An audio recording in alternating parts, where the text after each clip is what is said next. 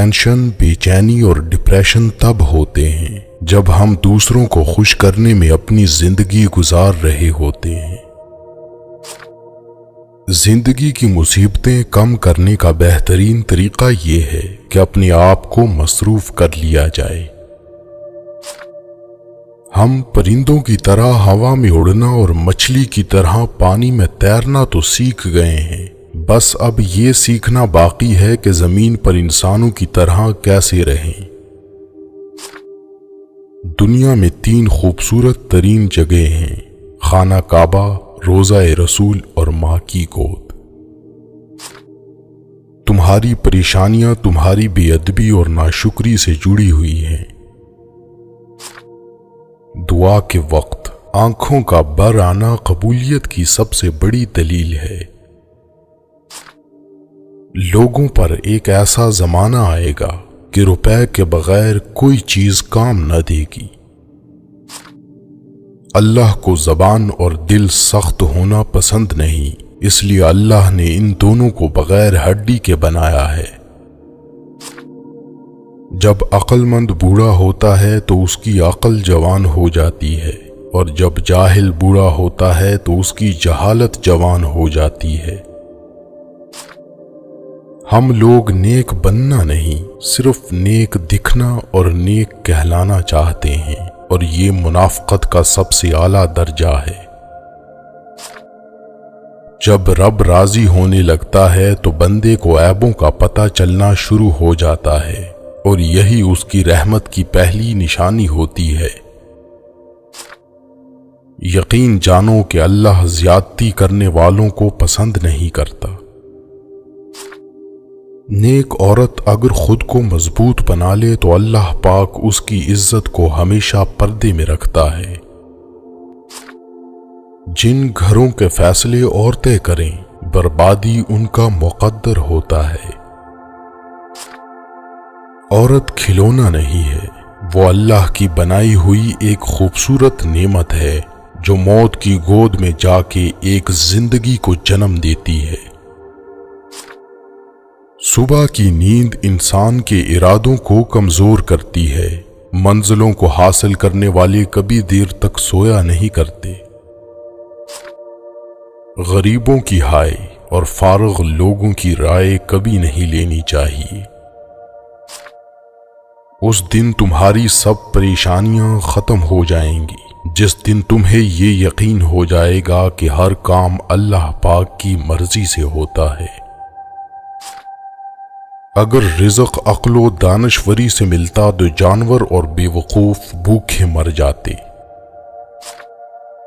درخت سے گرنے والا کوئی بھی پتا ایسا نہیں جس کا اللہ کو علم نہ ہو۔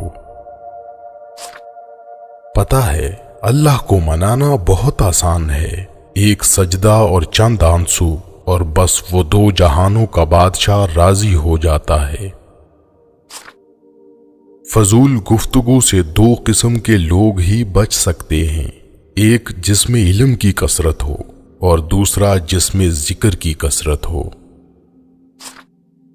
4 خوبیاں انسان کو باکمال بنا دیتی ہیں: ٹھنڈا دماغ، میٹھی زبان، نرم دل اور چہرے پہ مسکراہٹ۔ جس کو علم ہو جائے کہ اللہ بڑے غور سے سنتا ہے تو پھر وہ اپنی کہانی کسی اور کو نہیں سناتا۔ حضرت علی رضی اللہ تعالی عنہ فرماتے ہیں، اللہ جب کسی بندے کو نیک بنانا چاہتا ہے تو اسے 3 چیزوں کا عادی بنا دیتا ہے۔